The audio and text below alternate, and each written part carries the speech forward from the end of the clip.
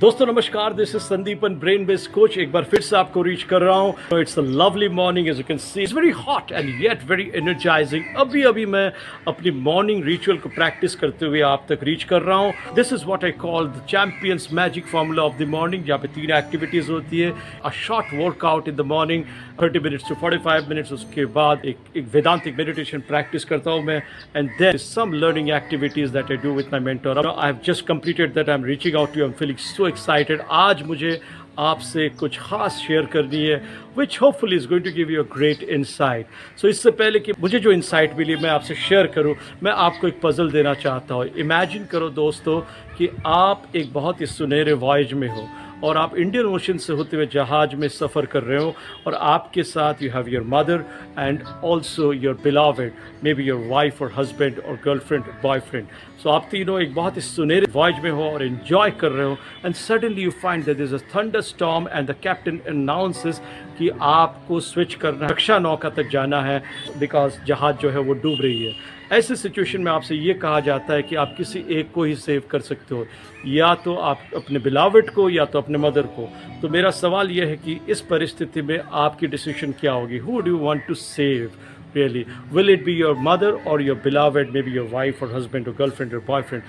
क्या डिसाइड करोगे? तो मैं आपको 5 सेकेंड दे रहा हूँ। Just think about it and then I am going to come back to you. So here we go.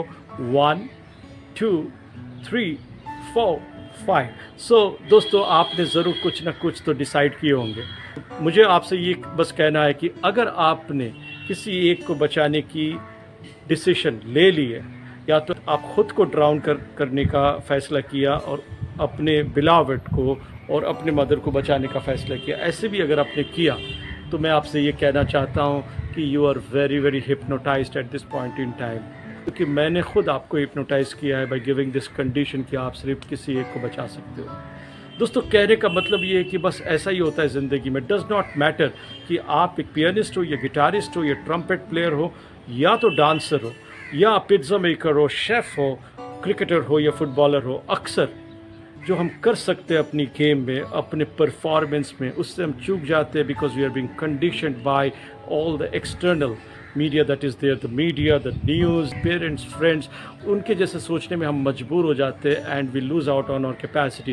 And this only happens because we try to use our conscious brain to make decision in the most difficult times. लेकिन एक बात कहना चाहूँगा, champions जो होते हैं, they use a very secret formula which does not require them to think with their conscious brain, and they just go in flow and achieve that. तभी they go to their highest capacity. इसे scientist flow कहते हैं। और इसी theme पे आधारित एक बहुत ही अनन्य एंड एक्सक्लूसिव वर्कशॉप मैं करने वाला हूँ, which is called the artist zone. ये बहुत ही ख़ास वर्कशॉप है, which is being done under the aegis of Nityalok official. मैं गुजारिश करूंगा कि आप अपने डेट्स बुक कर लो। This is going to be an exclusive workshop where we are going to learn the techniques of the world class artist, how they perform in the most difficult times and they beat their own records and surprise themselves. So here we go with this program on 15th of August, the Independence Day of India. Check out for this program details right there in this video, and I will see you on the other side. Thank you so much. Take good care of yourself.